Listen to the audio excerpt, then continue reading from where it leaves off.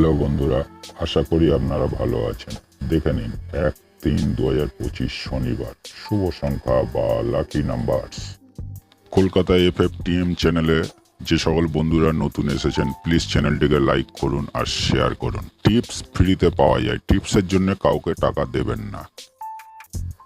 Hello বন্ধুরা, দেখে নিন 1-3-2025 শনিবার 1 থেকে 4 বাজি রোলিং গেম 1450 1450। প্রতিটা ঘরের দুটো করে প্রার্থী দেওয়া আছে।